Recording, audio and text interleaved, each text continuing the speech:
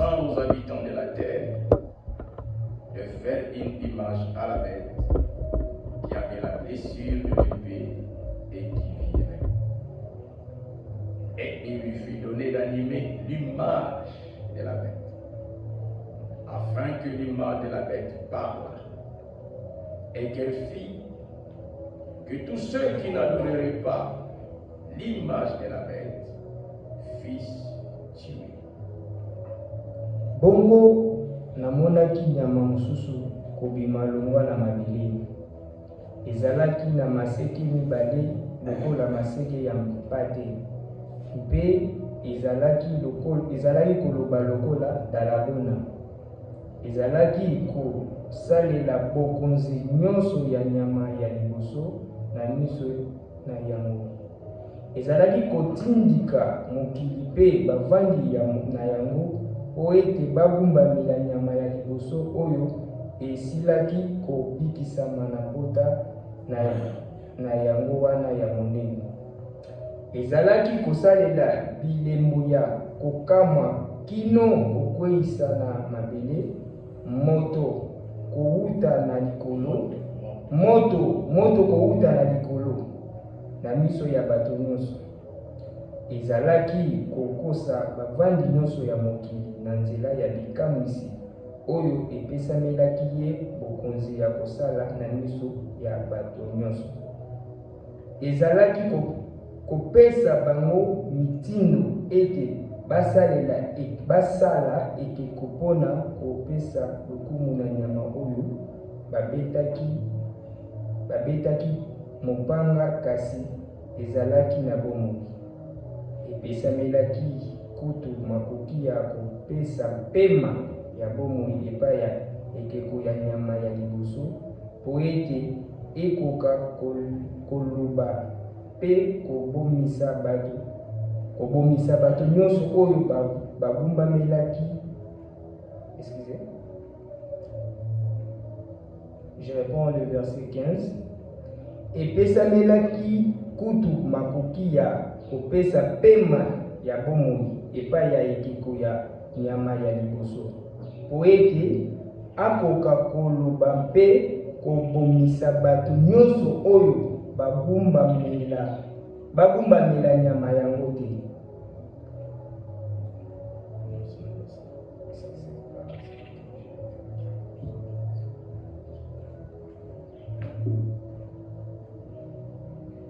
Epesamelaki kutu makoki ya kopesa pema ya bomo epai ya ekeko ya nyama ya liboso po ete ekoka koloba mpe kobomisa bato nyonso oyo bakogumbamela yango te. Que le Seigneur bénisse la lecture de sa parole. Sikati kura pa moralitanga ya libana ye. Inclinons nos têtes pour la prière. Togumba mitupo na liboni. Bien-aimé notre Père Céleste. Molinga mitata na biso na lelo. Nous venons de lire les Saintes Écritures. Tochikotanga makomi masambo. Il est écrit que toute écriture est inspirée de Dieu. Amen. Likomi nyonso epusama na Nzambe. Il est écrit que c'est poussé par les Saint-Esprits ezali kotindama na molimo mosantu que les saints hommes de Dieu nde bana bato na Nzambe esantu ont parlé de la part de Dieu. baloba wuta na Nzambe. Seigneur, puisse-t-il ce soir, ce matin, nous accorder la grâce Kolotika ete na tonga lelo salela isongulu. que moi aussi je puisse être poussé par les saints Ngape lokola naiba kotindikama na molimo mobele mokolo. afin de parler à ton peuple. Natini ete naiba koloba na libota na yo. Que les paroles soient tes paroles. Tika ete malobo ya ngai ezala nde ya yo. Parce que le peuple, c'est ton peuple. Pamba te liboto ezali nde ya yo. Ce qui vient d'être dit, c'est ta parole. mayo uchi kotanga mazali nde liloba na yo. Prends-nous tous sous ton contrôle. Na boye kamata biso nyonso na se ya bokonzi na yo. Que l'esprit qui était sur les prophètes, Tika ete molimo ezalaki likolo ya par basakoli. lesquels ils ont prophétisé ces choses que nous lisons dans la parole. Na nzela na yango basakoli bayeba kosakola makambo oyo toti kotanga na L'esprit qui était sur les apôtres, molimo ezalaki likolo ya bantoma qui ont vu et montré au peuple l'accomplissement de ce qui avait été annoncé. bantoma oyo bamonaki mpe balakisi na libota bokokisama oyo esakolamaki. Même esprit, Tika ete molimo bobele moko wana soit sur nous ce matin, ezala likolo na biso na ntonga lelo. que nous puissions voir ce que les prophètes ont vu, Na tineli toyeba komona mayo oyo basakoli bamonaki. que nous puissions comprendre ce qu'ils ont compris. Toyeba kososola mayo bango basosolaki. Au nom du Seigneur Jésus-Christ, Na kombo na Yesu Kristo nous avons ainsi prié. tobondeli boye. Amen. Amen. Vous pouvez vous asseoir. Bokoki kofanda.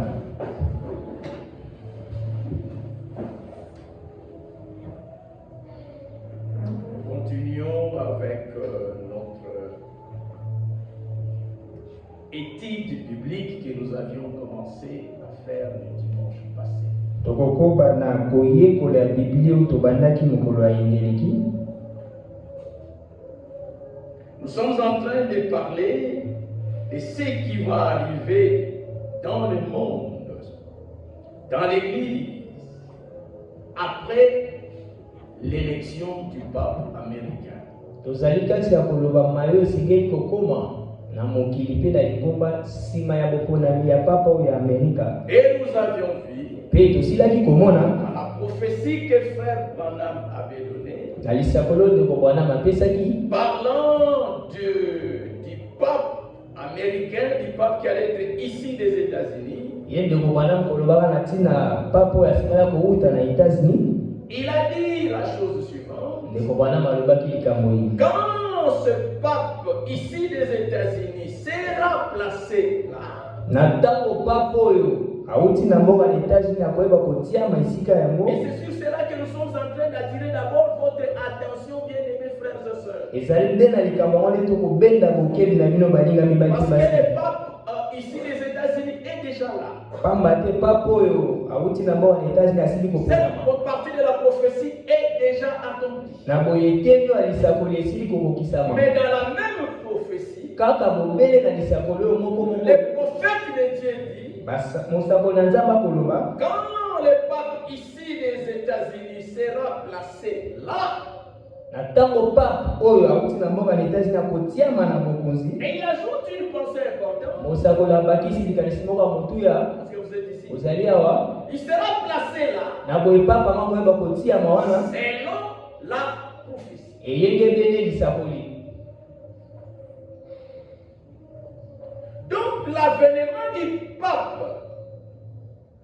Boye ya pape ici des États-Unis, oyo auti kuta mboka à na la États-Unis tête de l'église de Rome, likolo ya lingomba ya baloma n'est pas un hasard. ezali likambo ya mpwasa te. Cela est arrivé selon la prophétie. Likambo yango ekomi eyengebele lisakoli. Nous allons sonder cela dans les Écritures. Na boye tokokundola yango mpenza na kati ya makomi. Donc il sera placé là selon la prophétie. Pape wana akoyeba kotiama esika yango eyengebele lisakoli.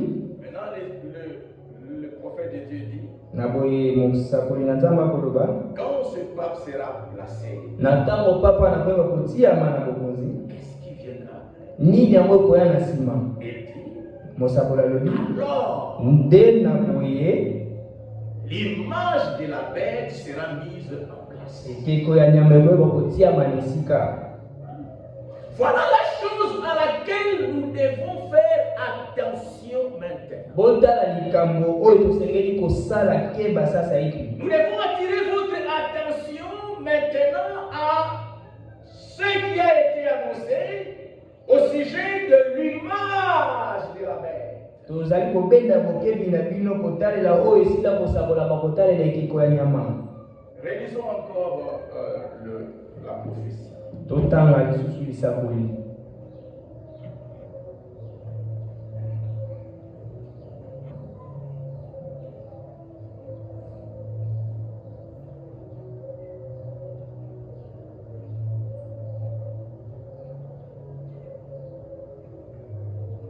relisons encore la prophétie tokozongela litangi ya lisakoli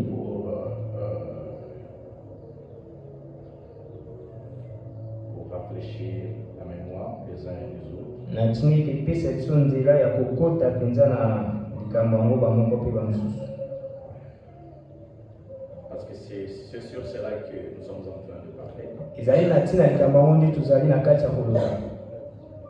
Je dois qu'un de ces glorieux jours, nazali kondimisa mete moko ya mokolo ya nkembo, quand cette confédération des églises unies se rassemblera, na ntango confédération ya baekelesi ekoyeba kosangana, et que selon la prophétie, eyengemene lisakoli, les nouveaux papes ici des États-Unis papo ya sika oyo akotia mauta mboka na États-Unis sera installé là-bas. ya koyeba kotia mesika yango.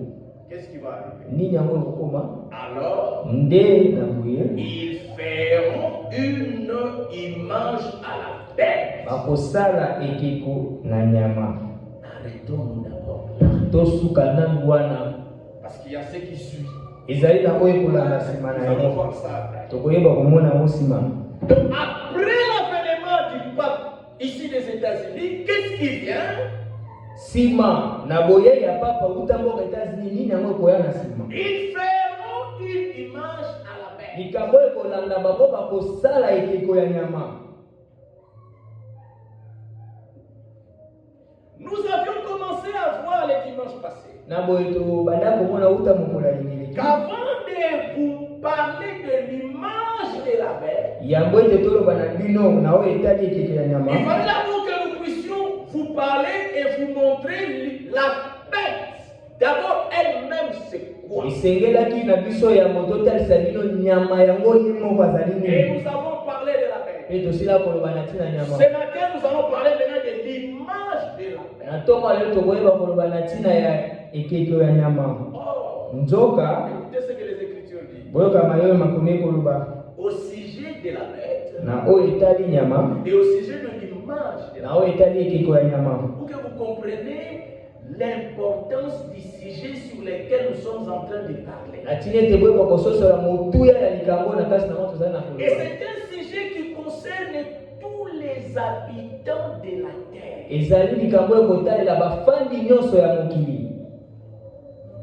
Nous lisons l'Apocalypse au chapitre 14. tokotanga lemoniseli zomi na minei Au verset,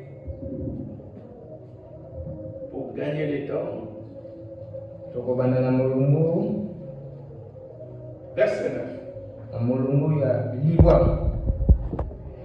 Et un autre, un troisième ange, les suivit en disant d'une voix forte. Vous êtes ici, hein? ozali awa, Si quelqu'un adore la bête et son image et reçoit une marque sur son front ou sur sa main, il boira lui aussi du vin de la fureur de Dieu, versé sans mélange dans la coupe de sa colère, et il sera tourmenté dans le feu et le soufre devant les saints anges et devant l'agneau. Verset 11. Et la fumée de leur tourment monte au siècle des siècles. Et ils n'ont pas de repos, ni jour, ni nuit. Ceux qui adorent la bête et son image, et quiconque reçoit la marque de son nom. angelo ya misato alandaki baangelo wana mibale ya liboso mpe alobaki na mongongo makasi: moto nyonso oyo akogumbamela nyama mpe ekeko na yango mpe azwi elembo ya nyama na mbunzo to na loboko na ye, ye mpe akomela vino ya nkanda ya Nzambe. Kanda na ye kanda na ye mpe akonyokwama kati na moto ya sofolo liboso ya baangelo ya bule mpe liboso ya mpate. Molinga ya mpasi na bango ekomata na likolo mpo na libela na libela. Butu mpe moi bopemi ekozala te mpo na bato oyo bakogumbamela nyama mpe ekeko na yango, mpe mpo na moto nyonso oyo akondima kozwa elembo ya nkombo na yango. Voilà mes bien-aimés frères et sœurs. Donc c'est une chose très très sérieuse. Les sorts qui est réservé par Dieu à tous les hommes qui vont adorer la bête et qui vont adorer l'image de la bête. Et tout oyo ebongisami na Nzambe na bato bakogumbamela nyama pe ekeko na yango. Et qui vont prendre la marque de la bête. Pe bato bakoyeba kozwa elembo ya nyama. Je pense que vous allez convenir avec moi. Na bande te bokondimisa melongo na Étant donné la gravité de ce qui attend ceux qui vont adorer la bête et qui vont adorer l'image de la bête, il est donc important que nous sachions c'est quoi la bête. C'est quoi l'image de la bête? Na koyeba ka etubo ebongisami mpona bato bakogumbamela nyama mpe elembo na yango ezali na motu ya kososola nani nyama mpe elembo na yango. Et que personne ne puisse se tromper là-dessus. Na koye moto moko ta bikosa na tina na yango. Alléluia. Amen. Que personne ne puisse être trompé au sujet de la bête, au sujet de l'image de la bête, au sujet de la marque de la bête. Les gens dans les églises aujourd'hui racontent des histoires, mais qu'on ne vous trompe pas. Si vous vous trompez et que vous adorez la bête et l'image de la bête, votre sort est scellé. Moto moko ta bakobikosa na tina elembo ya nyama mpe nyama nango ekelese lelo ekoloba na likambo ome bakoyeba tina na yango te tokoloba na tina ete boye bakobikosa te na etumbo ekozela bango. Apocalypse chapitre 15. Écoutez encore les sorts de ceux qui vont recevoir la marque de la bête. Nous lisons le verset 2. Apocalypse 16.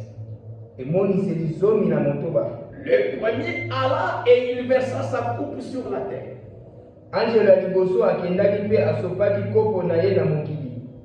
Écoutez bien. Et un ulcère malin et douloureux frappa les hommes qui avaient la marque de la bête et qui adoraient son image. Pempote moko ya somo mpe ya pasi ebimaki na banzoto ya bato oyo bazalaki na elembo ya nyama mpe bagumbamelaki ekeko na yango. Voilà mes bien-aimés frères et sœurs. Alors que nous venons de voir quel sera le sort de ceux qui vont adorer la bête sur la terre. Quel sera le sort de ceux qui vont adorer l'image de la bête sur la terre. Quel sera le sort de ceux qui vont prendre la marque de la bête sur la terre. Maintenant, nous avons déjà vu le dimanche. Apocalypse chapitre 13.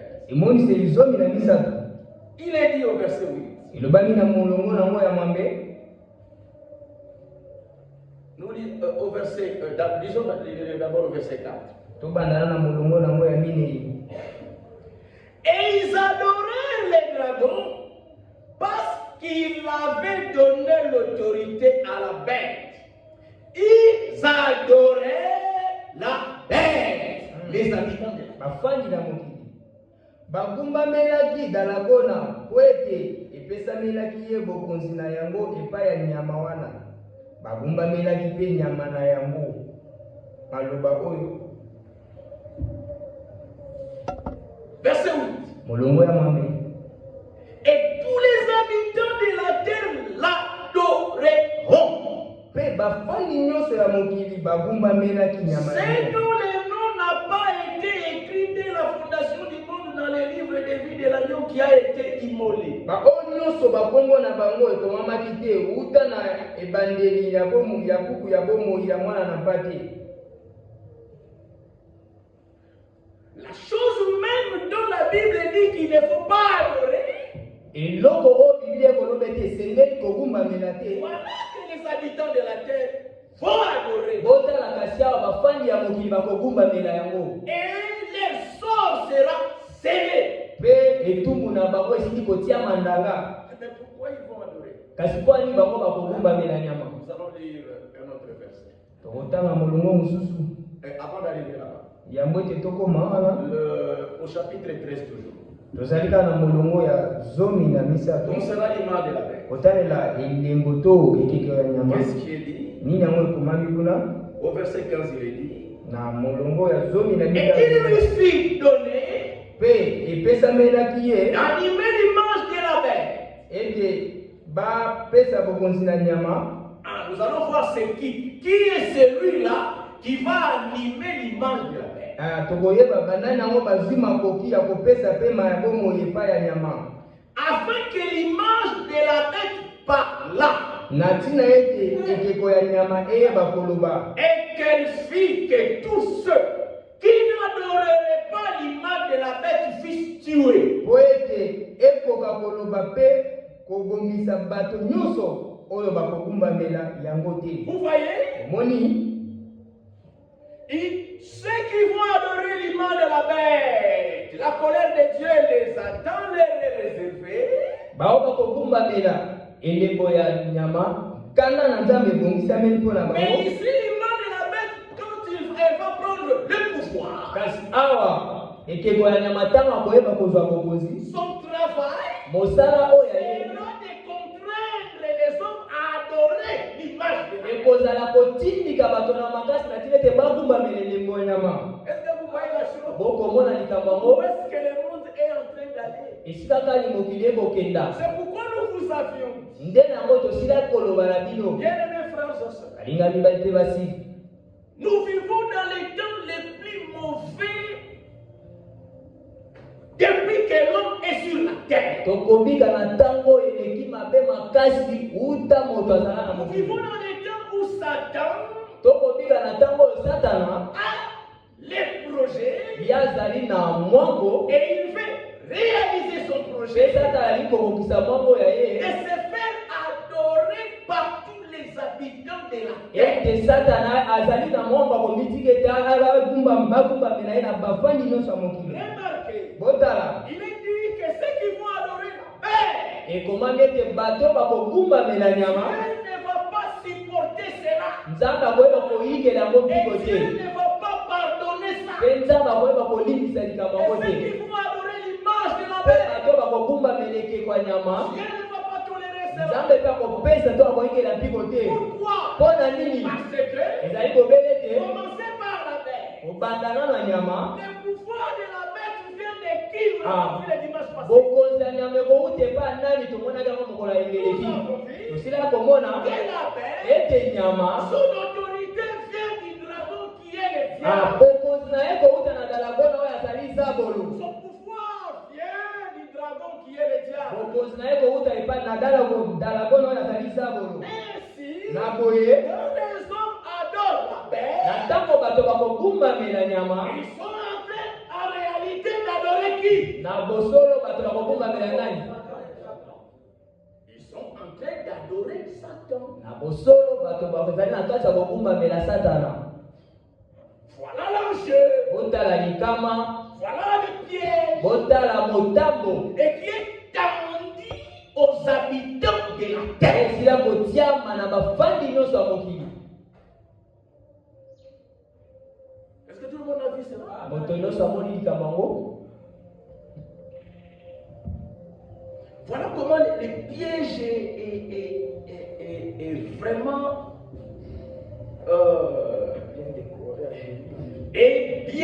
bien ficelé.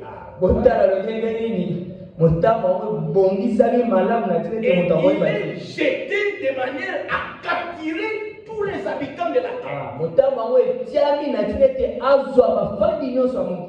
Au verset 2 d'Apocalypse 13, au verset 12.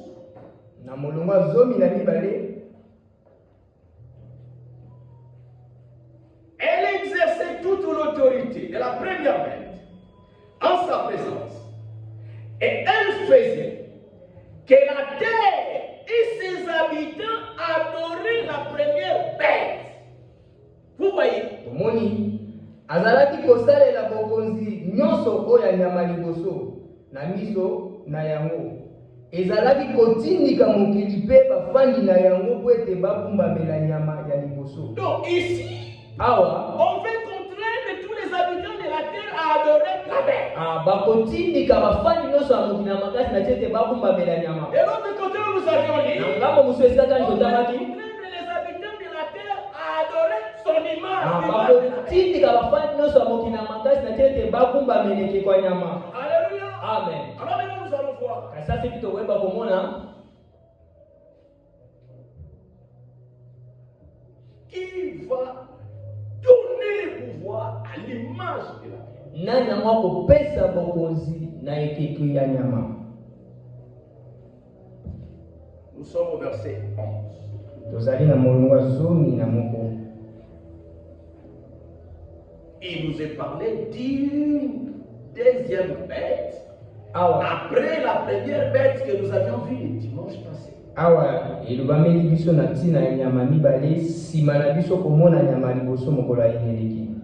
Oui, je vis monter de la terre bongo namonaki nyama mosusu une autre bête, kobima wuta na mabele, une autre bête kobima wuta na mabele qui avait deux corps ezalaki na maseke mibale semblables à celle d'un agneau. Lokola maseke ya mwana na mpate. Nous avons commencé à voir le dimanche passé. Tomonaki na mokolo yengeleki. Nous devons faire attention à cette bête qui est semblable à un agneau. Tosengeli kosala keba Qui avait deux corps semblables à un agneau.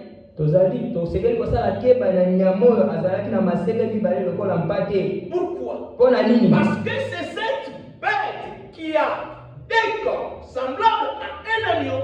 C'est elle qui va introduire l'image de la bête. Ezali po ete nyama oyo azali na maseke mibale tokokana na mpate yenda kokotisa ekeko ya nyama. Est-ce que vous êtes ici? Ozali awa?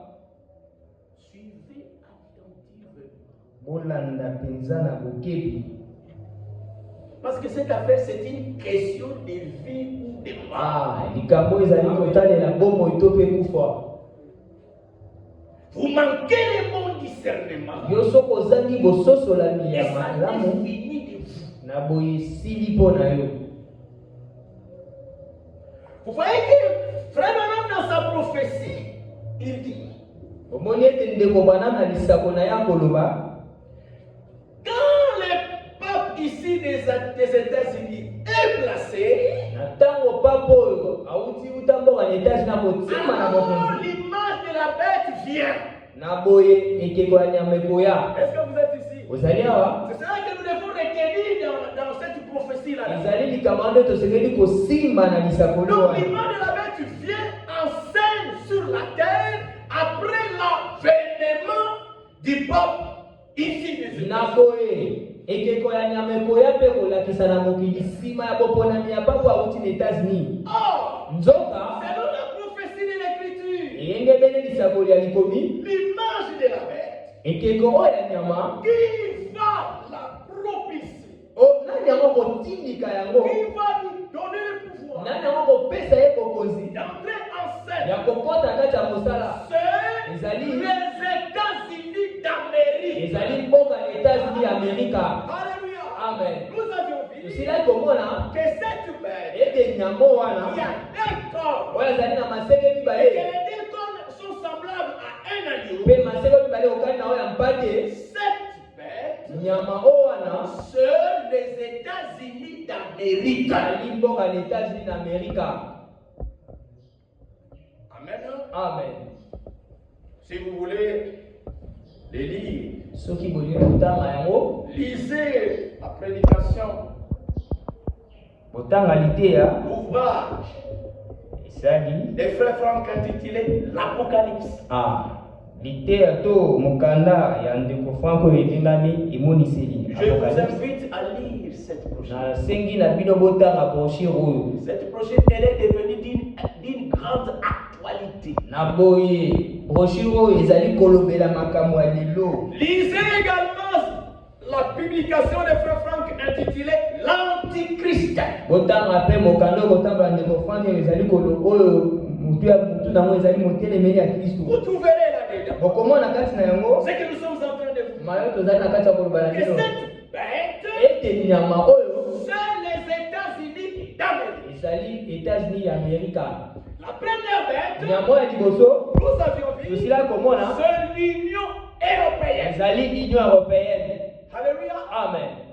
La première bête, nyama liboso nous avions vu, monaki c'est l'Église catholique romaine. ezali lingomba katolika baloma. Est-ce que vous êtes ici? ozali awa Nous avions vu tosila que komona la première bête ete nyama ya liboso représente également un homme, un individu ekotalisa lisusu moto moko qui sera le dirigeant, qui sera accepté par tout le monde sur la terre, oyo akozala mokando mokili mobimba kondima.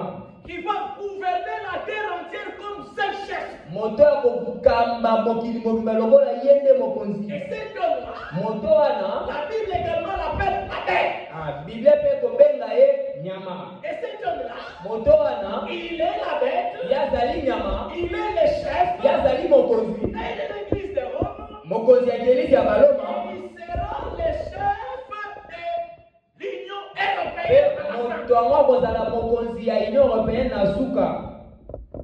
Est-ce que vous suivez? okolanda Ça donne des frissons, ces choses. ekopesa malili makambo oyo. Donc, cette bête nyama oyo qui a des cornes, oyo aza na maseke mibale, nous nous intéressons à elle biso tozali kotalela ye mpenza parce que c'est elle qui va nous amener vers l'image de la bête. po ete ezali nyama ndakoma biso na ekeko ya nyama. Cette bête nyama qui oyo a des cornes, oyo azali na maseke mibale ce sont les États-Unis d'Amérique. ezali mboka na États-Unis Amerika. Maintenant, écoutez sasa hivi boyoka le rôle que les États-Unis d'Amérique a joué dans la prophétie. mosala oyo États-Unis d'Amérique azali na yango akosala yenge mbene lisakoli.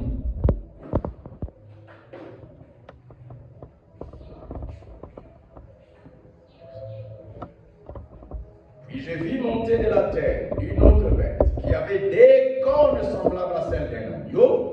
bongo namonaki nyama mosusu kobima longwa na mabele, azalaki na maseke mibale lokola maseke ya mpate. Nous avions vu que cette bête avait des cornes semblables aux cornes d'un agneau. tomonaki ete nyama oyo azalaki na maseke mibale lokola ya mpate. Nous allons voir les deux cornes là, c'est quoi? tokotala baseke mibale ezali nini Quand nous allons arriver au niveau de l'image de la bête. na ntango tokoma na mosanda ya ekeko ya nyama. Elle avait des cornes comme les cornes d'un agneau. azalaki na maseke mibale lokola maseke ya mpate. Pourquoi il est parlé des États-Unis ici comme un agneau? pwani elobami awa na mboka na États-Unis lokola mpate. Il est dit, elobami il avait des cornes comme celles d'un agneau azalaki na maseke mibale lokola maseke ya et mpate. qui parlait comme un dragon. azalaki koloba lokola dalagona.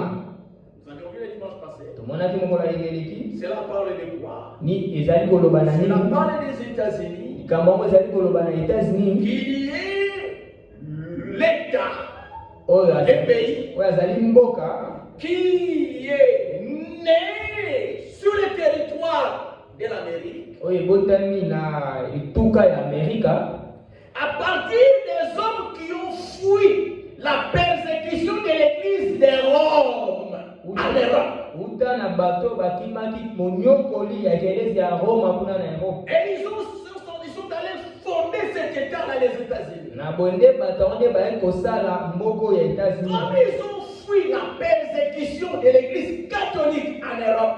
Lokola bato bakimaki monyoko ya eklezia katolike kuna na Europa. Arrivé là-bas aux États-Unis, Na ntango bango bakomi na mboka na États-Unis, ils ont voulu bango balingaki que leur pays ete mboka na bango soit États-Unis un pays ezala mboka où oyo règne la liberté de religion. oyo bosomi ya kolosambo ezali.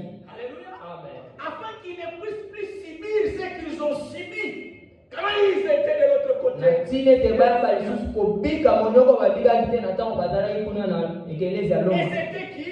Ezalaki C'était banani? des croyants protestants Ezalaki bandimo baprotestant. qui ont fondé les États-Unis là-bas. Bango nde basalaki mboka na États-Unis C'est Amerika. cela qui est montré par l'image d'un agneau. Ezali likambo yango nde emonisami na elilingi ya Et mpate. la même dit comme celle d'un agneau. Azalaki na maseke mibale lokola maseke ya mpate. Donc c'était un état dans lequel régnait la liberté de religion, Na boye ezalaki mboka moko na kati na yango bosomi ya losambo qui ezali. fait la promotion de la liberté de religion. Bango bakosalela pena bosomi ya Mais lingumba. la Bible dit, Kasi Biblia ekoloba et qui parlait comme un dragon. kasi banda koloba lokola dalagona. Nous avions vu, Tosila komona cela annonce ce qui vient. likambo ekoloba ezali kotatola oyo ekoya. Les États-Unis, Mboka na États-Unis comme pays où règne la liberté de religion, lokola mboka kati nango bosomi ya masambo ezali. cela va cesser Likambo yango ya bosomi et ekosila. la liberté de religion sera annulée. Bosomi ya losambo ekoyeba kokatama. Et avec la puissance qui est la leur, Na nguya oyo ezali ya bango. ils vont imposer la même logique sur la terre entière. Bango bakotia na makasi loyenge moko wana na mokili mobimba. La liberté de religion sur la terre, Bosomi ya losambo na mokili mobimba. les États-Unis vont y mettre fin. Na boye mboka na États-Unis ekoyeba kotia suka na yango. Est-ce que vous êtes ici? Ozali awa. Donc maintenant que nous sommes en train de nous réunir, Na ntango kati na biso tozali na kosangana. sachez que nous sommes en train de passer nos derniers jours de liberté de nous réunir. Boyeba ete tozali na kati ya kolekisa mikolo na biso ya suka ya bosomi ya kosangana. Vous qui blaguez avec les réunions, Bino bato bokosana na vous mayani. vous absentez comme vous voulez. Bokoyaka te losambo Vous ndenge bino bolingi. venez quand vous voulez. Bokoya ntango bino bolingi. Venir à l'église, c'est comme le délestat. Koyaka na losambo eza lokola loyele C'est lelo comme komona te. le courant de la semaine. Eza lokola lotiliki ya sinene. Vous ne comprenez pas Bokososola te. dans quel temps nous sommes en train de Na vivre. ntango nini yo biso tokobika. Bientôt, nous allons commencer à penser à ce moment où nous pouvions nous réunir Kala ensemble. mingi te tokobanda kobanza na batango tokosangana boye. Bientôt, ça deviendra de l'histoire. Kala mingi te makambo ekoma lisolo. Avec l'image de la bête qui vient, Na ekeko ya nyama ekoya. l'image de la bête viendra mettre fin à cette Ekeko liberté. ya nyama ekoya kotia suki ekosukisa na bosomi na losambo. Balingani bali mpe basi. Voilà pourquoi, Botala ntina na yango. tant que nous avons l'occasion de nous réunir, Ntango tozala na libaku ya kosangana. profitez-en. Boyeba kozwa yango na ntina. Faites la charge de vos batteries. Boyeba komicharge na babateri na bino. Chargez vos batteries. Boyeba kocharge babateri na bino ya molimo. Préparez-vous pour les jours mauvais qui viennent. Bokomibongisa na mokolo ya mabe koya. En vous nourrissant Na komiliesaka. et en recevant déjà maintenant l'Esprit de Dieu. Mpe na koyambaka sasa ebi molimo na Nzambe. Parce que sans cela, Pamba te kozanga vous molimo ne yango. pouvez pas vous en sortir dans la bataille qui vient. Okoyeba kolonga te na etumbu ekozela biso. Alléluia. Amen. Les États-Unis, Mboka na États-Unis bientôt, kala mingi te. bientôt, Kala mingi te penza. ils vont changer de discours. Na boye koyeba kobongola malobo ya Ils bango. vont commencer à parler comme un dragon. Na boye États-Unis kobanda loba lokola dalagona. Je vais vous montrer quelque chose. Na kotalisa bino likambo moko. Pour que vous puissiez voir comment toute l'affaire est sous le contrôle de Satan. Na ntina ete boyeba komona ete likambo nyonso ezali na kati ya bokonzi ya Satana. Nous lisons dans Apocalypse chapitre 17. Tokotanga na emoniseli zomi na sambo.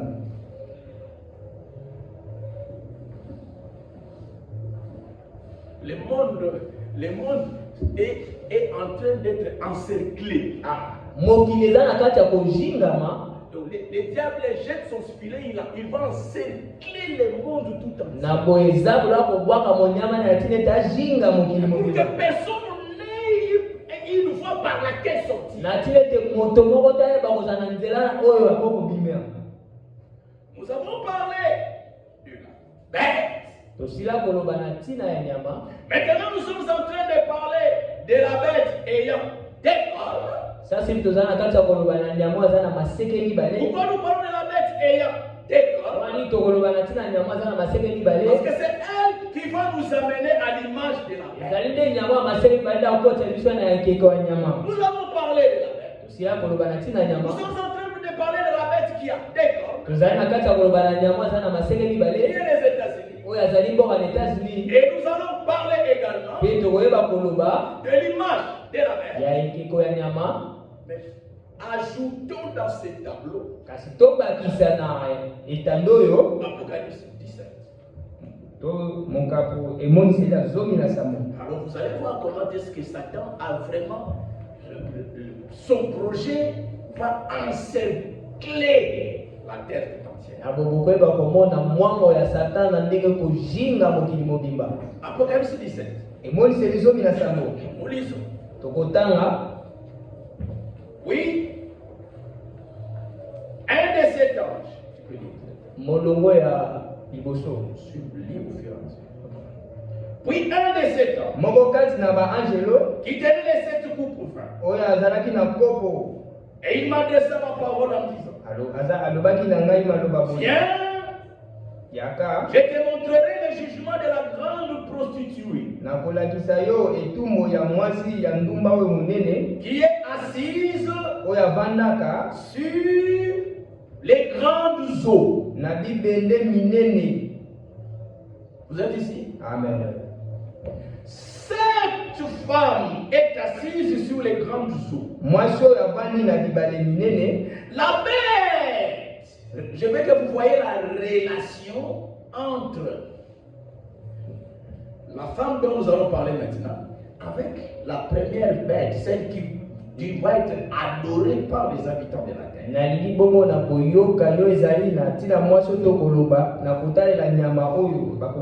Je veux que tout le monde voie que le pivot de l'action de Satan,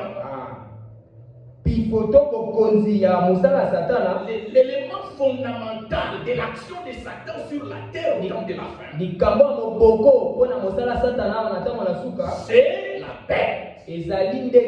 Maintenant, les États-Unis vont se mettre au service de la bête. Est-ce que vous êtes ici? Et la femme dont nous allons voir ici, nous allons voir sa relation avec la bête. Quel est son rôle par rapport à la bête? Et l'image de la bête. Nous allons voir également son rôle et sa relation toujours avec la bête. Est-ce que vous comprenez? Donc tout tourne autour de la bête.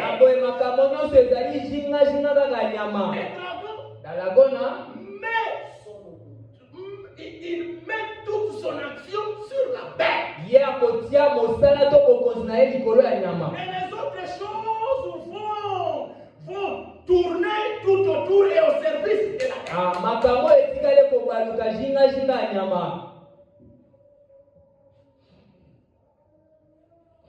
Cette femme, il est dit, elle est assise sur les grandes eaux.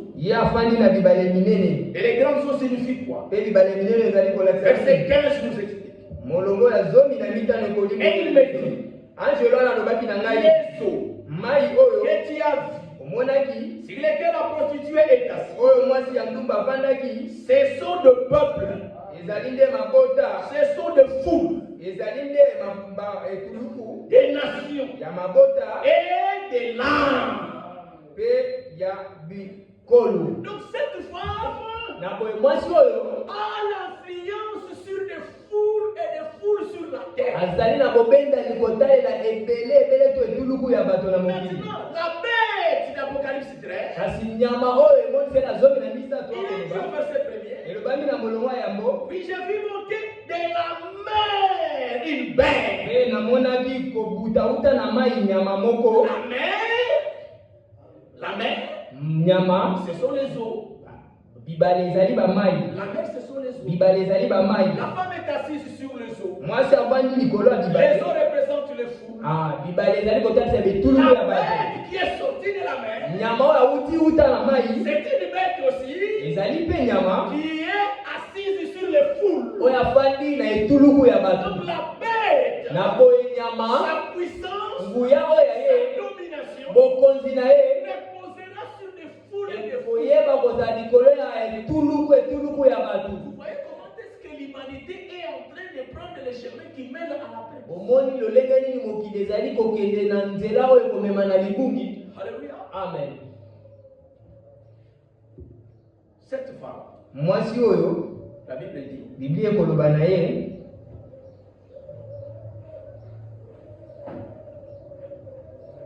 verset 3. molongo ya misato. Écoutez la description qui vient au verset 3 ici. botala etalisi oyo bazali koloba na ntina mwasi oyo. Il me transporta en esprit dans un désert. bongo amemaki ngai na molimo na kati ya lisobe. Écoutez. boyoka. Et j'ai vu une femme assise sur une bête écarlate. mpe kuna namonaki mwasi moko avandi likolo ya nyama motane. C'est cette femme prostituée. ezali mwasi oyo ya ndumba wana. Pleine de noms de blasphème. loposo na yango ezalaki na maloba ya litio. Ayant 7 têtes et 10 cornes. kozalaka na mitu sambo mpe maseke zomi. Est-ce que vous êtes ici? ozali awa. Remarquez, frère. botala bandeki. La bête d'Apocalypse 13. nyama oyo emonisela zomi na misato akoloba. Elle a 7 têtes et 10. ye azali na mitu sambo mpe liseke moko. Maintenant ici il nous est dit, mpe awa elobameli biso cette femme ici, mwasi oyo elle est assise sur cette bête d'Apocalypse 13. ye mwasi avandi likolo ya nyama oyo emoniseli ya zomi na misato. Alléluia. amen. Est-ce que vous êtes ici? bozali awa. Cette bête, cette fameuse bête, nyama oyo ya emoniseli ya zomi na misato à qui les dragons donnent l'autorité, oyo dalago na kopesa à bokonzi. qui les dragons donnent son trône, oyo dalago na kopesa à qui bokonzi les na ye. dragons donnent son pouvoir. oyo dalago na kopesa nguya na ye. Cette femme, mwasi oyo elle a autorité sur cette bête. ye azali na bokonzi likolo ya nyama wana. Cette femme, mwasi oyo elle domine sur cette bête. akokonza nyama wana. Et quelle est cette femme? mwasi yango nde azali C'est nani? une église. ezali lingomba. Quelle est cette église? lingomba ngo ezali C'est nini? l'église de Rome. ezali lingomba baloma. Alléluia. amen. En effet, na boye. en effet, na boye. observez bien l'Union européenne. botala l'union européenne. L'Union européenne. union européenne. Dans l'espace de l'Union européenne, na esika ya union il y européenne. a une seule église qui a un pouvoir au niveau mondial. Ezali C'est l'église de Rome. ezali ekelezi ya moko ezali kuna ezali na bokonzi na mokili mobimba ezali ekelezi ya Roma. Alléluia. amen. Et la prophétie nous montre. mpe lisango le kotalisa biso Est-ce que vous suivez? ozali kolanda C'est une marche. ekeko ya nyama. Non, non. Ce que nous venons de lire ici. oyo touti kotanga awa. La femme mwasi assise sur la bête. oyo afandi likolo ya nyama De quoi ça parle? ekoloba na ntina Qu'est-ce nini? que cela annonce? nini yango ekosakola? Cela montre ekezo kotalisa boye que cette église ete lingomba oyo wana et cette bête mpe nyama wana vont s'unir, ekoyeba kosangana, seront ensemble. ekozala elongo. Le pouvoir religieux, bokonzi ya le losambo. pouvoir religieux de l'église de Rome bokonzi ya losambo ekelezi ya Roma va s'unir avec le pouvoir politique de l'Union européenne. kosangana na bokonzi ya bokulaka ya union Mais européenne. dans cette union-là, kasi na bosangisami oyo c'est le pouvoir religieux qui sera au-dessus du pouvoir politique. ezali bokonzi ya losambo nde kozala likolo ya bokonzi ya bokulaka. Est-ce que vous êtes ici? ozali awa.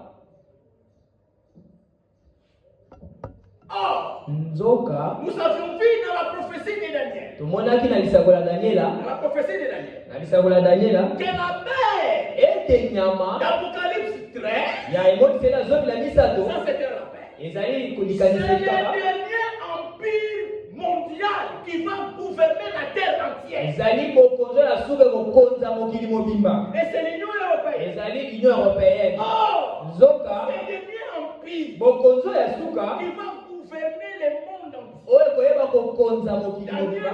Daniela koloba Cet animal, nyama oyo quand il a vu, ntango Daniel amonaki c'est ye un animal extraordinairement fort. azalaki nyama moko azalaki na makasi Il mpenza va briser toute la terre. ya koyeba kobuka mokili Ça, mobimba. c'est l'Union européenne sur le plan politique. ezali union européenne na kotalelaka mwango ya Mais l'Union kobulaka, européenne qui est la bête, kasi union européenne azali nyama elle-même ye moko sera akozala placée akoyeba sous kotiama la femme. na se ya mwasi, C'est la femme qui sera au-dessus ezali d'elle. mwasi akozala likolo na ye. Le pouvoir de la femme Bokonzo ya mwasi va dominer le pouvoir politique de l'Union européenne. ekoyeba kokonza na bokonzi ya bokulaka oyo ya Le européenne, pouvoir politique bokonzi ya bokulaka et mondial oyo mpe ya de mokili l'Union mobimba européenne ya union européenne sera au service de la femme qui est l'Église catholique romaine. ekozala na mosala ya mwasi oyo azali ekelesi ya katolika baloma. Alléluia. Amen. De telle sorte que Na motindo ete Daniel lui dit, Daniel ye c'est akoloba cette bête-là qui est le dernier empire mondial. ezali nyama wana nde azali bokonzi ya suka mokili mobimba. Ah, ce dernier empire, Nzoka nde bokonzo ya suka. je vais vous montrer ici. Yohana akotalisa Il y biso a awa une église qui dominera sur elle. ezali na lingomba moko kokonza likolo na ye. Donc, Na boye à la fin, na suka les vrais tous dirigeants du monde, bokonzi oyo ya solo ya mokili ça sera l'église catholique romaine. ekozala lingomba ekelesi ya katolika C'est baloma, l'église de Rome ezali ekelesi ya baloma qui sera la toute puissance sur la terre entière. ye nde akozala na nguya nyonso mpo na mokili mobimba. Alléluia. Amen. Est-ce que vous êtes ici? Ozali awa Remarquez encore une chose. botala lisusu likambo oyo L'image de cette tête Ah. est d'icône. elilingi ya nyama oyo azali na maseke zomi. Remarquez comment ça se marie. Botala ndenge nini ekoyeba La kobalana bête d'Apocalypse 13, elle a cette tête et dit corps. emoniseli nyama oyo emoniseli zomi na misato azali na mitusa mope Et maseke cette zomi bête qui a cette tête et dit corps, mpe nyama oyo azali na maseke sabo mpe la femme est assise sur elle. mwasi afandi likolo na ye. N'est-ce pas? Ezali bongo te. Maintenant, Apocalypse 12. Emoniseli zomi na mibale. Peut-être que vous n'avez pas fait attention à ces détails. Mbala mosusu bosalaki keba te na Le likambo dimanche yango passé, na mokolo ya engeleki les dragons. dalagona. Nous lisons verset 2. Tozali kotanga na molongo yango ya misato. Un autre signe parit encore dans les cieux. Nsima na yango elongo mosusu emonanaki na likolo. Et voici, Botala c'était un dragon ezalaki dalagona rouge. moko ya monene. Nous avions déjà vu c'est qui? C'est Satan. Tomonaki ezali nani, ezali satana. Maintenant écoutez. Sasa epi boyo Un dragon rouge dalagona moko ya monene ya motane ayant 7 têtes et 10 cornes. azalaki na mitu sambo mpe maseke zomi. Alléluia. Amen. Est-ce que vous êtes ici? Ozali awa Le dragon lui-même dalagona ye moko a 7 têtes et 10 cornes. azali na mitu sambo mpe maseke zomi. La bête Nyama a 7 têtes et 10 cornes. azali na mitu sambo mpe maseke zomi. Qu'est-ce que cela veut dire? Nini yango eliki koloba? Est-ce que vous êtes ici? Ozali awa Qu'est-ce que cela veut dire? eliki koloba nini? Cela veut dire Likambo yango eliki koloba boye le dragon dalagona et la bête, mpe na nyama c'est la même chose. ezali bobele eloko moko. Alléluia. Amen. Les dragons dalagona exercent son pouvoir. ya kosala mosala na ye C'est qui dit ce projet mpe ya koyeba kobongisa miango na ye sur la terre awa na mokili au travers de la bête ayant 7 têtes et 10 cornes. na nzela nyama azali na mitu sambo mpe maseke zomi.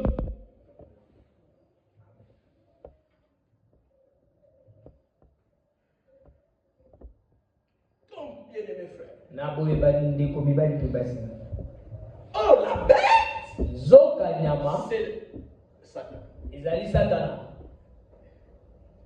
Tout tous ces projets, mwango nyonso na ye, toutes ces institutions, bokonzi oyo nyonso ya ye, il va installer sur la terre. oyo akoyeba kotia na Et qu'il mokili, a même déjà installé. oyo kutu asili kotia.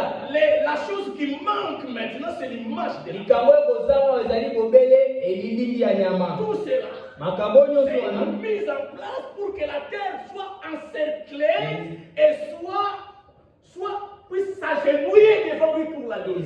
ezali kobongisa makambo na tina ete mokili mobimba ye bakogumbamela ye. Est-ce que vous êtes ici? Ozali awa Pourquoi? mpona nini? Parce que Ezali bobele ete la bête nyama reçoit son autorité d'État. ye bokonzi na ye ezali kouta na dalagona. Les États-Unis États-Unis viennent pour amener les hommes à adorer la bête. ye États-Unis ekoya na kotina ete amema bato na ntina bagumbamela Or, nyama. en adorant la bête, ils vont adorer les dragons. nzoka na kogumbamela nyama na bosolo bakogumbamela dalagona. Et les États-Unis États-Unis vont animer l'image de la bête. ye akoyeba kopesa pema na Pour que elili ya les nyama. habitants de la terre puissent adorer l'image de la bête. Na tina ete bafani nyonso ya mokili bayeba kogumbamela ekeko ya nyama. Or, la bête Nzoka nde nyama et l'image de la mpe bête, ekeko ya nyama, les deux, biloko sont mibale au service du dragon. bango nyonso mibale baza na mosala dalagona. Alléluia. Amen. Est-ce que vous êtes ici? Bozali awa Parce que l'image de la bête, pamba te elili ya c'est nyama l'image de la bête qui a reçu le pouvoir du dragon. ezali elili ya nyama asili kozwa bokonzi uta na dalagona. Alléluia. Amen. Maintenant, dans leur ruse, Kasi na mayelo na bango ya mabe comme la bête, lokola nyama c'est l'église catholique romaine. ezali ekelezia katolika Roma. Alors, Na boye dans leur ruse, na mayele na bango ya ils mabe vont créer une image à la bête. bango bakosala ekeko na nyama. Est-ce que vous êtes ici? Ozali awa Ils vont créer une image à la bango bête. bakosala ekeko na nyama. Mais pour eux, Mpona bango celui qui adore l'image de la bête, moto kana kogumbamela celui qui ekeko ya nyama adore la bête, mpe na oyo kogumbamela est nyama tombé dans le même filet. bango bakoki kobele na motambo moko. Alléluia. Amen. Est-ce que vous êtes ici? Amen. Il est tombé dans le même filet. Ye akoki kobele na monyama moko. Pourquoi? Mpona nini? Parce que tout cela c'est pour adorer Satan. Po ete nyonso wana ezali kobele na ntina ete kogumbamela Satana. Nous continuons donc Apocalypse, là où nous étions. Tozali kokoba esika kaka tozalaki na emoniseli. Apocalypse 13. Emoniseli zomi na misato. Donc, nos deux premières choses Bosimba likambo yango. concernant les États-Unis. Akotalelaka États-Unis. Les États-Unis, Mboka oyo États-Unis dans les jours qui viennent, na mikolo ekoya ils vont commencer à parler comme un grand. ekobanda koloba lokola dalagona. Ils vont supprimer la liberté des religions. États-Unis akoyeba kolongola bosoni ya losambo na Et nous allons voir comment c'est là. tokoyeba komona lolenge Verset ye 12 maintenant. molongo ya zomi na mibale sasa hivi. Exercer toute l'autorité de la première bête. azalaki kosalela bokonzi nyonso ya nyama liboso. Nous avons vu ça le dimanche passé. tomonaka ngo mokolo ya ngeleki Qui exerçait l'autorité de la première bête? nani yango abanda kosalela bokonzi ya nyama liboso? Les États-Unis d'Amérique. ezali mboka na États-Unis na Amerika. Or, nzoka cette autorité kopesa bokonzi oyo nyonso de la première bête ya kosalelaka bokonzi nyonso ya nyama liboso venait du dragon. ebanda kowuta na dalagona. Est-ce que vous êtes ici? bozali awa Vous voyez, frère? bomona bandeko Donc, na boye Satan Satana a mis la main yasili kotia loboko na ye likolo l'Union européenne comme une institution politique à son service. lokola atie loboko ne likolo ya l'Union européenne lokola bokulaka. Il a mis la main Ye Satana atie loboko na l'Église ye catholique romaine comme institution à son service. atie pe loboko ne likolo ya eklezia ya katolike lokola eloko eza na mosala na Et ye. il a mis également sa main Pe Satana atie lisu sur loboko na les ye États-Unis comme institution politique, militaire, une grande puissance sur la terre, créée par les gens. Mais Satan met sa main pour exécuter ses desseins sur la terre. Satana atie lisu loboko ne likolo ya États-Unis oyo azali na nguya nyonso ya mokili mobimba mpo ete États-Unis yeba kosalela ye. Pendant que je méditais, Na ntango nalandaki komedite j'ai trouvé ceci. namonaki likambo oyo Même la Russie. ata mboka ya Russie. Est-ce que vous êtes ici? Ozali awa. C'est les grandes puissances mondiales sur la terre. Yango nde ezali na nguya ya mokili mobimba na mokili. Les grandes puissances. Ba oyo baza na bokonzi monene. C'est les États-Unis et la Russie de l'autre. Ezali ngambo moko États-Unis ngambo mosusu Russie. Est-ce que vous êtes ici?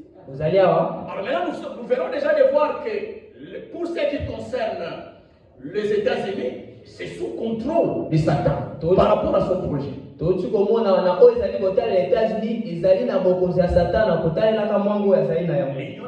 La Russie aussi.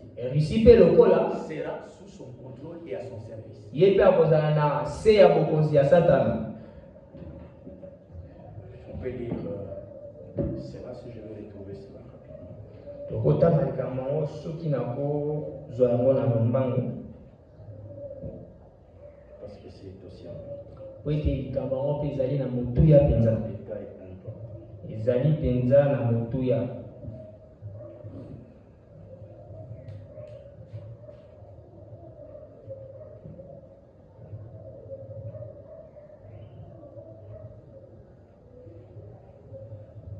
Voilà.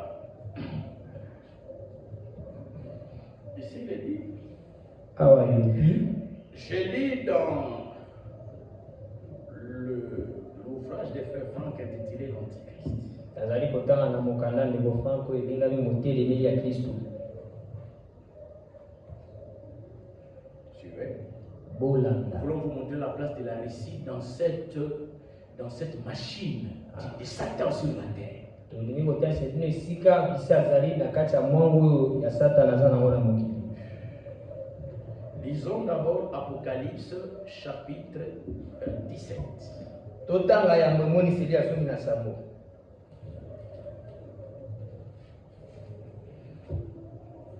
Verset 12. Les 10 corps que tu as vus sont 10 rois ezali bakonzi zomi qui n'ont pas encore reçu de royaume, o bazwi nano bokonzi te, mais kasi qui reçoivent autorité bakozwa yango comme roi mpona konganga pendant 1 heure avec la bête. Na ngonga moko elongo na nyama. Vous voyez que le pivot c'est toujours la bête. Ozali komona ke mama na likambo ezali nyama. Maintenant le verset 14. Molongo ya zomi na minei. Non, nous sommes au verset 12, on n'a pas monté à 13 maintenant. Tobani na molongo ya zomi na minei. Et ils ont un même dessein. Eteli ya poso ya nzete. Verset 13. Traduisez directement. Et ils ont un même dessein. Bango bazali na mongo bobele moko. C'est qui? Ezali banani? C'est qui? Ezali banani? Si vous êtes en train de suivre. Soki ya soki. Qui sont ceux-là qui ont un même dessein? Banani yango bazali bobele na mongo moko. Voilà. Que Dieu vous bénisse. Les 10 corps qui sont des rois. Maintenant nous allons vous expliquer un peu en détail de cette tête-là c'est quoi. Les 10 cornes c'est quoi.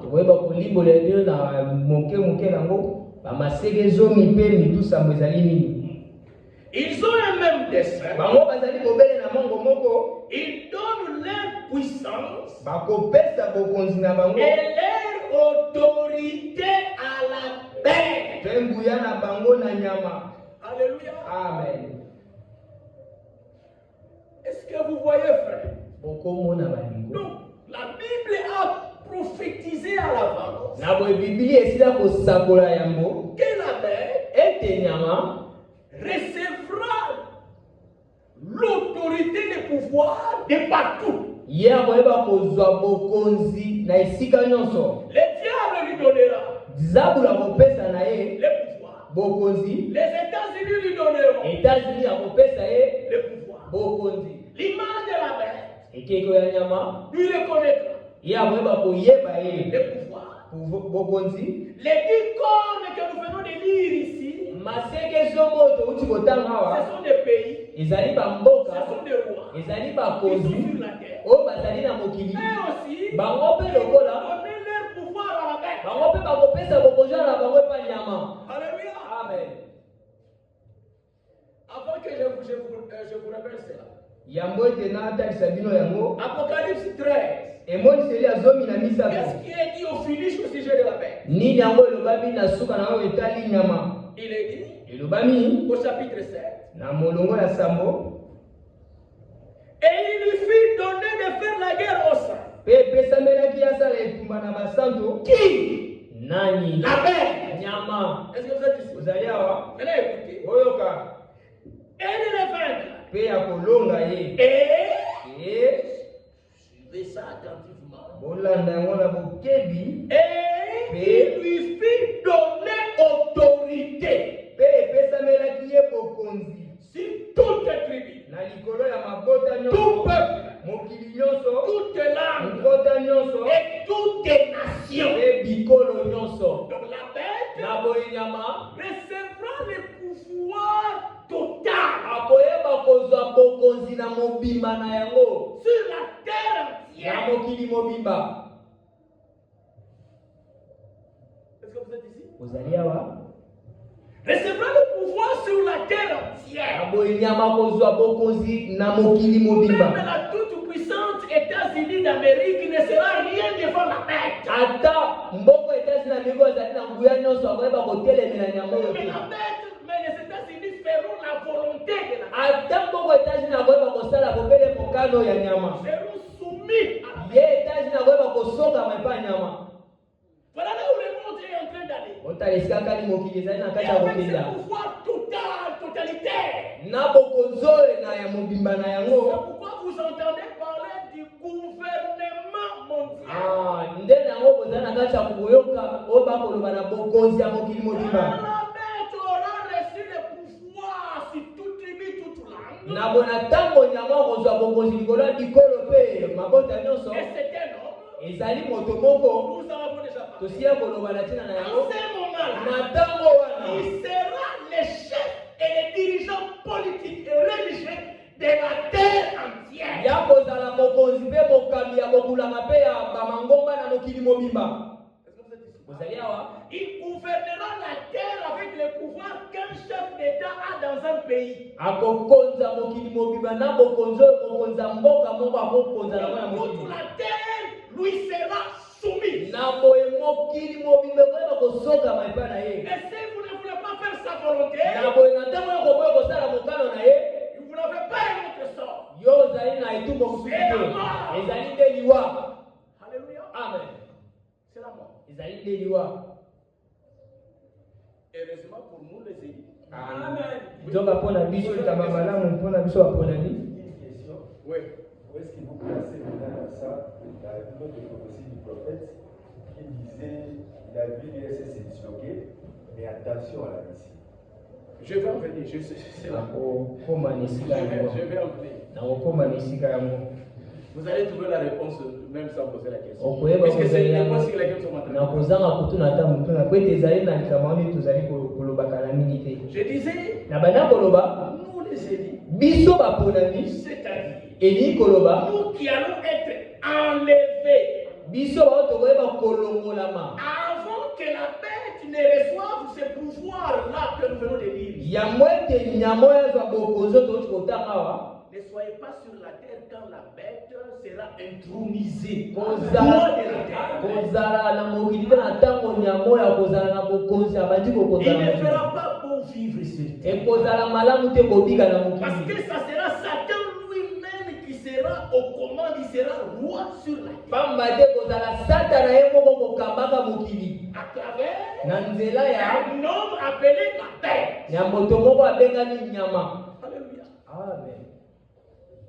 Mais néanmoins, Atako bongo nous biso qui n'allons pas affronter la bête quand elle aura la totalité du pouvoir. biso bato kotelemela nyama te na ntango kozwa bokonzi na ye na mobimba. Mais l'image de la bête, Kasi ekeko ya nyama nous serons confrontés au pouvoir de l'image de la bête. tokoyeba kobunda na elilingo ya C'est nyama. pourquoi nous attirons votre attention sur l'image de Nde la na bête. yango tokobenda bokebi na bino na ekeko ya Parce nyama. que bientôt l'image de la bête va avoir le pouvoir. Pamba te kala mingi te ekeko ya nyama ekozala Les bokonzi na yango. États-Unis vont donner le pouvoir à l'image de la bête. Mboka na États-Unis ekopesa bokonzi na ye na Et ekeko cela ya va nyama. avoir lieu pendant que l'épouse est sur la terre. likambo yango oyeba kozama na ntango mwasi na libala azana na Et mokili. quand l'image de la bête Na ntango elilingo va ya nyama chercher à imposer à tous les habitants de la terre de l'adorer, d'adorer l'image de la bête, nous sommes encore sur la terre. Tango lilinga nyama ko pesa na makasi mokili mo imeba ko bumba mele biso to kozana na mokili. C'est pourquoi Ndena yango. nous devons bien savoir l'image de la bête, c'est quoi. To sengeli koyeba malamu ekebote lilinga nyama ezali nini.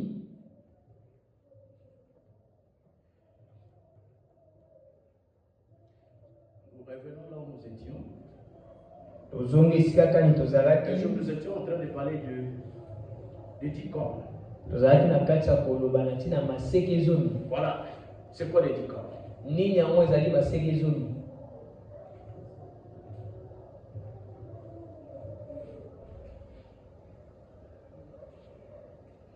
Dans la phase finale, na matango ya suka. non, je monte un peu au-dessus. Na bandi mwa likolo. Après avoir lu les versets que nous allons lire là. Sima na biso kotanga molongo ya emoniseli Dans esika kaka Apocalypse, na emoniseli où il est zomi parlé na de 10 samba cornes. esika kaka elobaki na maseke zomi. Écoutez. Boyoka Il ressort ekobima de la description générale. na kobebisama mokili mobimba. Non, la description Kotalisama na mobimba. générale. Kotalisama na mobimba Que les 10 cornes ete maseke zomi symbolisent ezali kotalisa l'Europe de l'Est. ezali Europa oyo ya este. Est-ce que vous êtes ici? Ozali awa. Voilà la signification des 10 cornes. Botala ndimbola ya maseke zomi. La bête, Nyama c'est l'Union européenne. ezali Union européenne. Les 10 cornes, Maseke zomi c'est l'Europe de l'Est. ezali Europa ya este. Est-ce que vous êtes ici? Ozali awa. Et dans cette Europe de l'Est, Na Europa ya il y a este des dirigeants là-bas. ezali na bakonzi Il y a kuna. des rois là-bas. Ezali na bakonzi kuna. Remarquez, Botala pour que tout le monde voit, c'est vraiment, la bête, c'est vraiment l'Union européenne. pour la Il n'y a pas de débat possible. la tine te weba komona te nyamango azali Union européenne likambo ya kowela nango ezali te. Remarquez que Botala ete les États-Unis, c'est un empire mondial. mboka na États-Unis ezali na bokonzi ya mokili mobimba. Mais les États-Unis Nzoka États-Unis ont un seul président. yazali bobele na mokonzi moko. Est-ce que vous êtes ici? Ozali awa. La Russie, Russie c'est un empire mondial. ezali bokonzi ya Mais mokili la Russie mobimba. a un seul président. Kasi Russie azali bobele na mokonzi Mais l'Union moko. européenne Kasi Union européenne est le seul empire mondial yazali empire ya qui mokili est mobimba. constitué Oyo na kati nango tozali na de plusieurs présidents. na kati nango tozali na bakonzi ebele. Alléluia. Amen. Est-ce que vous êtes ici? Ozali awa. Le seul empire constitué de plusieurs présidents. Obele empire moko ezali na bakonzi ebele. Les 7 têtes Ya mitus sambo représentent des présidents des pays qui font partie de l'Union européenne, mais qui sont de l'Europe de l'Ouest. ezali kotalisa bakonzi ya bamboka oyo ezali na Union européenne ya Ouest. Et les 10 corps Pe maseke zomi représentent ezali kotalisa le président, mokonzi les bakonzi parce que c'est 10 corps. ezali kotalisa maseke zomi ezali mitu sambo. Est-ce que vous êtes ici? Ozali awa. Ça représente le président ezali kotalisa bakonzi qui font partie de l'Union européenne, oyo bazali kosangana na Union mais européenne du côté de l'Est. kasi na ngambo ya est. Écoutez la suite. Bolanga oyo elandi.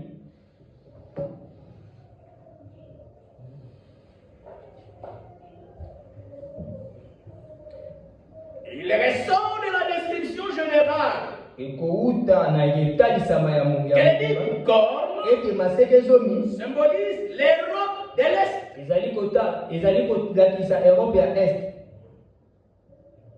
Vous êtes ici? Bozali awa. Maintenant, vous savez c'est quoi les 10 cornes? Omoni sikoyo nini yango ezali maseke zomi. En opposition Na kotelemelaka avec les 7 têtes na kotelemelaka mitu sambo que nous trouvons en Europe de l'Ouest. oyo tokokuta na Europa ya ouest.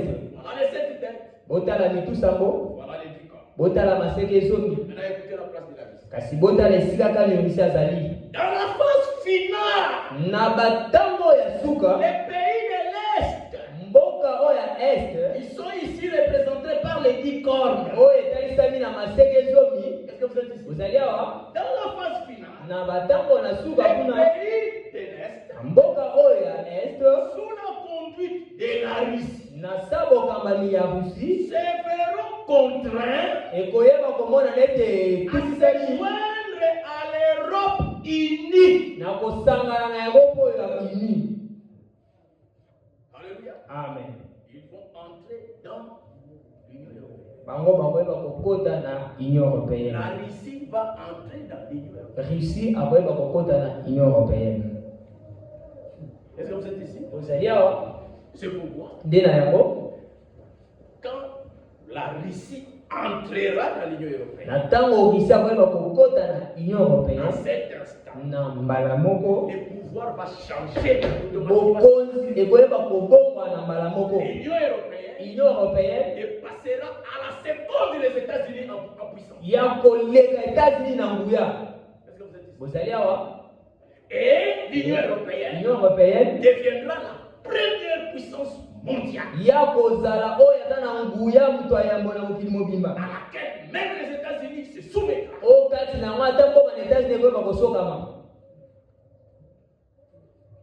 Et les versets que nous avions dit, et ça répond à la question du frère. Nous sommes dans Apocalypse chapitre 17,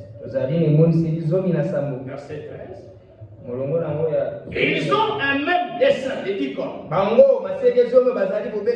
Ils donnent leur puissance et leur autorité à la bête, donc l'Union européenne. Donc le pays de l'Est, y compris la Russie, vont entrer dans l'Union européenne.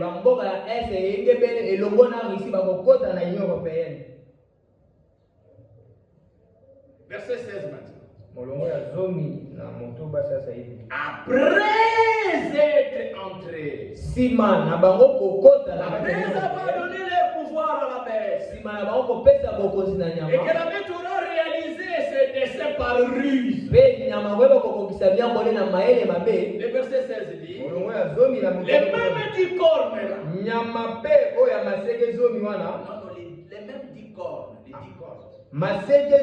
Les 10 cornes qui auront donné le pouvoir à la bête. Après, qu'est-ce qu'elles feront? Les 10 cornes que tu as vues haïront la prostituée. La dépouilleront. Et la mettront à nu. Mangeront ses chairs. Et la consumeront par le feu. Quand ils auront découvert les choses, que toute cette entreprise-là, quand ils vont découvrir, au finish, c'est l'Église catholique romaine qui sera bénéficiée de toute cette concentration d'autorité et de pouvoir.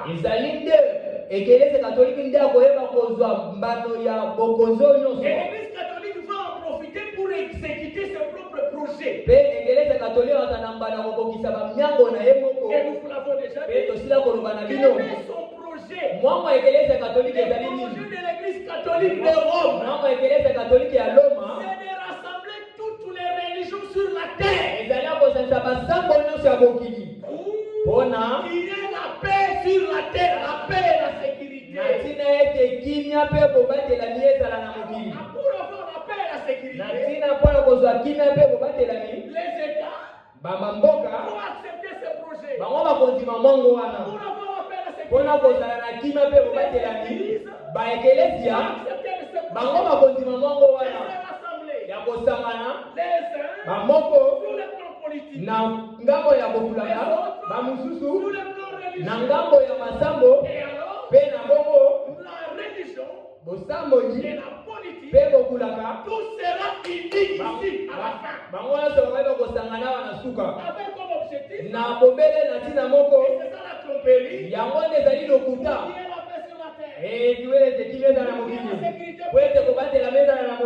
Mais pour amener les gens à cette mpona komema bato na bosangisa mo Nous l'avons déjà dit. tosila koloba na bino Pour convaincre les gens. ezali mpo te bandimisa bato Ils disent, bakoloba boye mais pourquoi on se combat? mpo ani Nous tokobundisama avons tous le même. biso nyonso tozali na nzambe mobele moko Pourquoi lutter? mpo na nini Nous lute sommes des enfants de Dieu. tozali mobele bana na nzambe biso Chaque nyonso religion losambo moko na est moko un chemin qui mène au ciel. ezali nzela komema na lola En disant cela, na bango kolobaka bongo il séduit les habitants de la terre. bakojimisa bafandi na mokili Et ceux qui croiront cela, mpe baoyo bakondima likambo oyo ils iront dans la perdition. bakokende na libebi Parce que quiconque croit cette fausse doctrine, pamba te moto oyo na kondima lilakiso ya lokuta tous les chemins, toutes les religions mènent au ciel. oyo koloba ete bamasango nyonso komema na lola Il a rejeté Christ. ya bwakisi kristo Et il a rejeté la croix de mpe Golgotha. ya bwakisi ekulusu na Et golgota il n'y a point de salut pour une telle personne. na boye lobiko ezali te mpo na moto ya lolenge wana Mais c'est à base de cet enseignement-là.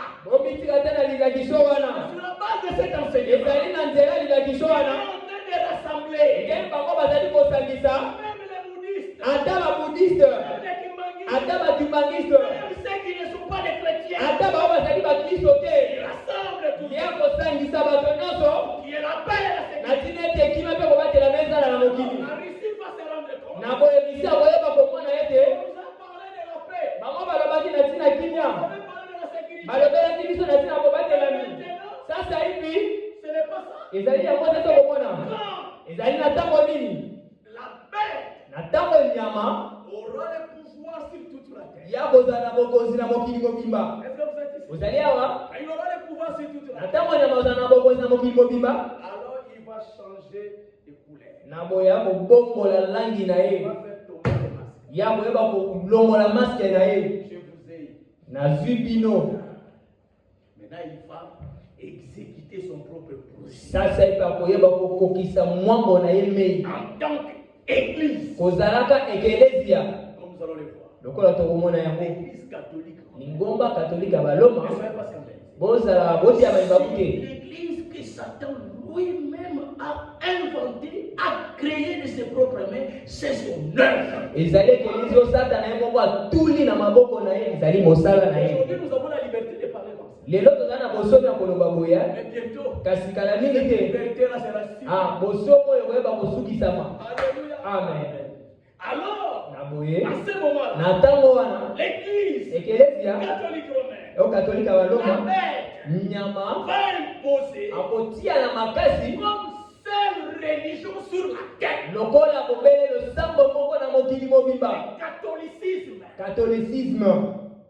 Est-ce que vous êtes ici? ozali awa Il va imposer sur la terre ya kotia na makasi la mpenza foi et la doctrine de l'église catholique de Rome. kondima mpe lilakisi ya ekelese katolike ya baloma Si vous ne croyez pas na cela, soki yo okoyi kondima et yango que vous soyez, vous n'avez pas le droit d'exister. ozala nani oza na makoki ya kobika te Nous allons voir ça. tokomona yango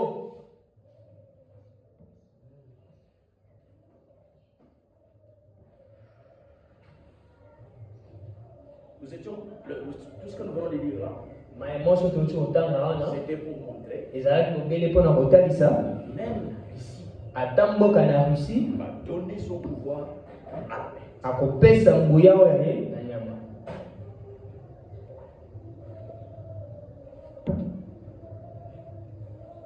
Apocalypse 13, nous étions. ozongi na emonisi ete zomi esika kani tozalaki zomi na misato Nous n'avons pas encore touché l'image. tosimbi nanu ekeko ya nyama Je te crois que bientôt nous allons toucher l'image de la paix. na banzi kala mingi te tokoyeba kosimba ekeko ya nyama Verset 12. toza na molongo nango ya zomi na mibale Donc les États-Unis, elle est la bête, donc les États-Unis, nyama oyo azali états-unis elle exerçait toute l'autorité de la première bête. ya banda kosalela bokonzi nyonso ya nyama liboso Et en sa présence, mpe na bozalisami na ye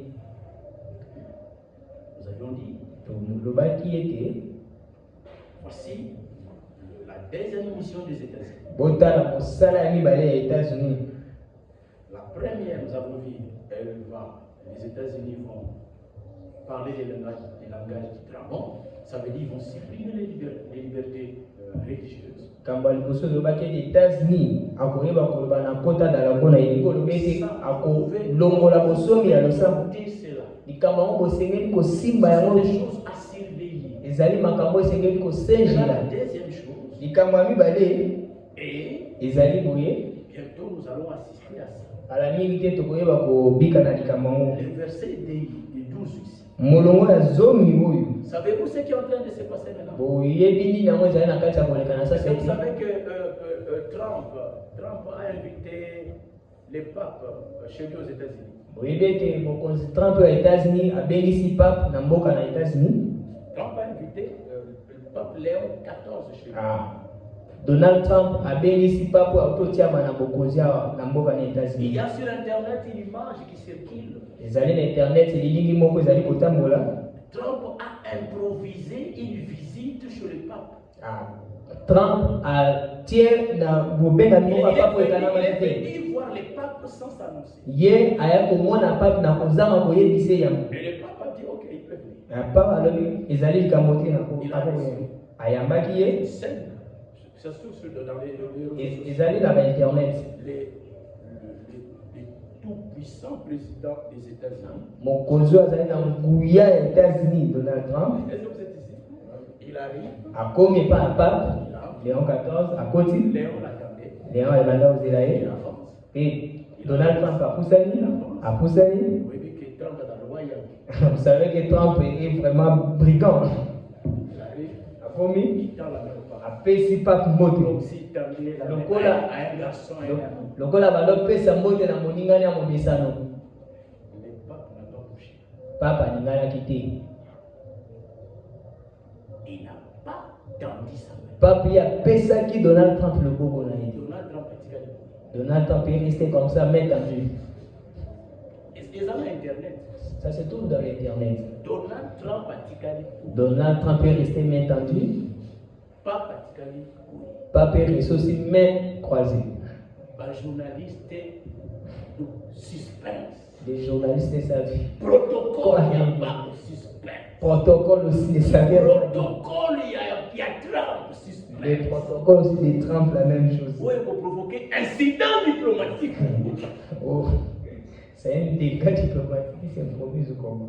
Et puis après, 6 mois, c'est le pape qui avance. Les alliés pape n'a pas béni, mais pas Donald Trump. Il invite Donald Trump. Béni Donald Trump. Près d'une assiette. Et il y avait de l'eau. Et ils ont fait une petite cérémonie là. Cérémonie Et le pape dit et Papa à Donald Trump. Papa Lobi na Donald Trump. Il dit, Ils ne sont pas scandalisés le fait que la zone au Bogo. Je t'ai pas tendu ma main. Mais j'ai voulu simplement t'apprendre que le le pouvoir était beaucoup n'a pas de sens ezali na ntina te s'il n'est pas mis au service des gens. soki etiami na mosala ya bato te. Je veux que tu comprennes nalingi yo Donald Trump ososola que ton leadership ete bokonzi oyo ya yo et mon leadership mpe oyo ya ngai bokonzi n'a de valeur ekozala na nguya que si nous les mettons au service des gens. bobele kaka so totia ngo na mosala na bato. Alléluia. Amen. Ça prépare les guerres. Yango likambo yango ezali kobongisa pena Pour que po ete l'Amérique, mboka na Amerika, États-Unis et mpe l'Église des Roms ekelezi ya baloma travaillent eyeba kosala mosala dans la même direction. na botamboli bobele moko. Alléluia. Amen.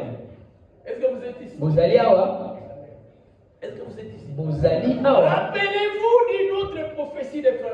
Bokanisa kotalela lisango mosusu ate komana. Encore vu Ndeko bwana amonaki lisusu dans les 7 visions. na bimoneli na ye ya Dieu sango lui a donné. oyo nzambe apesaki na ye alobaki Je vois nakomona une femme mwasi moko prendre le pouvoir aux États-Unis. kokamata bokonzi na mboka na États-Unis. Qui prend le pouvoir aux États-Unis. Mwasi oyo akokamata bokonzi likolo ya États-Unis. Qui dirige le pouvoir aux États-Unis. Oyo akokamba bokonzi na Une États-Unis. femme cruelle. Mwasi moko ya mayele to ya kanza. Cruelle. Mwasi ya Une kanza. belle femme. Kasi mwasi moko ya bonzenga. Abraham dit, Ndeko bana makoloba. je ne sais pas nayebi te. Moi aussi, je répète, c'est le frère. Ngape na bozongela malobo ndeko bana malobaki. Ngape nayebi te. Soki mwasi wana L'église catholique romaine, ezali lingomba katolika baloba. je ne sais pas. Ngai nayebi te. Tope Une femme, soki ezali mwasi physiquement, oyo ya bomoto il va boye donner le pouvoir aux oyo États-Unis. akozwa bokonzi na mboka na États-Unis. Ndeko bana malobaki yango. Est-ce que vous êtes ici? Ozali awa. Est-ce que vous commencez à comprendre? Sikoyo bobandi kososola Selon la prophétie, eyengebene lisakoli. les États-Unis et l'église de Rome doivent se marier. Mboka na États-Unis mpe ekelezi yango mesengeli kobalana. Le pouvoir des États-Unis Bokonzi ya et États-Unis le pouvoir de l'église de mpe Rome bokonzi ya ekelezi ya baloma doivent coopérer. esengeli esala elongo. Alléluia. Amen. Le verset 2 ici de la Bible tranche. Molongo ya mibale oyo ya Biblia ekokata likambo. Le verset 12 tranche. Molongo ya zomi na mibale ekokata likambo. Et même d'une manière claire. Na lolenge moko ya polele Ça ne sera pas une collaboration ekozala kosolola te entre l'église et les États-Unis. kotalela ekelezi ya mpe États-Unis Non, te. c'est l'église qui dominera. Ezali nde ekelezi ya katolika nde ekokonza Dominera les États-Unis. ekokonza na États-Unis. C'est ce qui nous est dit ici au verset 2. Ezali oyo elobameli biso na molongo ya zomi na mibale. Elle a exercé toute l'autorité de la première bête. Ye nyama oyo abanda kosalela bokonzi nyonso ya nyama liboso. Cette bête-là, c'est les États-Unis. Nyama oyo ezali mboka na États-Unis En sa présence. na bozalisaki na ye. Et elle faisait. Mpe ye abandaki kosala Donc les États-Unis. mboka na États-Unis. C'est ça la deuxième chose à surveiller. Ezali kama mibale esengeli kosenjela Et qui est à la porte. oyo ezali na ekuke. Elle faisait Abandaki kosala que la terre ete mokili et ses habitants mpe bafandi na yango fassent quoi? basala nini? Adorer la première bête bagumbamela nyama liboso dont la blessure mortelle avait été guérie. oyo pota na ye ya kufa esilaki kopika. Voilà la mission des États-Unis. Tala mosala na États-Unis En faveur de la bête. na lotomo to na lotomo ya nyama Au service de la bête. kozalaka na mosala mpo na nyama L'Église catholique romaine. oyo ezali ekelesi ya katolika baloma. Alléluia. Amen. Qui va dominer l'autre? Nani yango akokonza mosusu? C'est l'Église qui sera. Ezali ekelesi ya katoliko. L'Église va monter en puissance. Lingombe komata penza na nguya. Cette écriture que nous venons de lire montre Likomi ototi kotanga oyo ya zomi na mibale kotalisa. catholique romaine montera en puissance, à tel point que les États-Unis mettront leur pouvoir au service de l'Église catholique romaine. Surveillez cela et vous le verrez ça. Lingomba katolike komata na nguya penza nguya na motindo ete mboka na États-Unis ekoyeba kosoka mpe kosalela lingomba katolike. Les projets de l'Église catholique Mwango oyo lingomba katolike ezali na yango unis oyo ya kosangisa qui est la paix. po ete kime kota. Les États-Unis mettra son pouvoir au service de ces projets. Mboka na États-Unis ekotia bokonzi na ye na mosala ya lingomba katoliko. C'est comme s'ils diront Eza lokola bakoloba yo fantastique. toi c'est d'abord de côté Moi je vais m'en occuper. ngai nakozwa mkumba na yango. Est-ce que vous êtes ici? Ozali awa Yo fanda. yo kuzala kuna Moi-même je vais m'en occuper. ngai moko nakokamata mkumba na yango. Nakokotisa bango na unité wana. Moi je vais le faire Oya intégrer. la tête, je vais frapper. Oya koboya nakobeta ye. Je suis États-Unis d'Amérique. Ngai nazali États-Unis d'Amérique. Alléluia. Amen. Mais dans l'ombre, Kasi na molili c'est l'Église catholique qui tire les ficelles. ezali lingomba katolike nde kozwa C'est makambo. l'Église catholique qui dirige. Ezali lingomba katolike nde kokamba. Alléluia. Amen. Et Pe l'avènement d'un pape américain boye ya papa ya Amerika se révèle être le moment pour que ces mariages-là puissent avoir lieu. ezali kotalisa matango na tina ete boyokano eyeba kosalema. Alléluia. Amen. Oh, bien-aimés frères et sœurs, O balingami bali mpe basi le temps est fortement avancé. ntango epusani mpenza. Aujourd'hui, je ne vais pas vous prendre beaucoup de temps. Lelo nakokamata bino batango mingi On est te en train d'enregistrer. pamba te bazali na kati ya Nous kokamata avons makambo arrêté une heure de prédication. na kosukisa na ngonga moko ya liteya ngonga moko ya Nous liteya sommes en train de mettre ça aussi sur Internet. pamba te tozali kotia yango mpe na bainternet. Alors, des vidéos courtes sont faciles à suivre que des longues vidéos. Video ya mikuse ezali na bopete kolanda koleka oyo ya milai. Donc, nous sommes déjà presque à une heure. Na boye tosili kokokisa ngonga zomi Je serai obligé ngonga de moko m'arrêter. na Est-ce que vous avez quelques minutes pour faire une heure? Non. On a déjà dépassé? toleki Ok, nous avons déjà dépassé. tosili kolekisa ngonga moko ya liteya.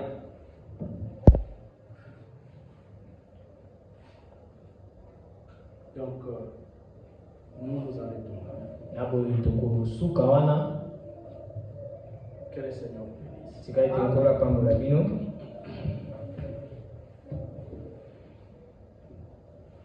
Vous vous levez pour la prière. Okotelema mpona libondeli.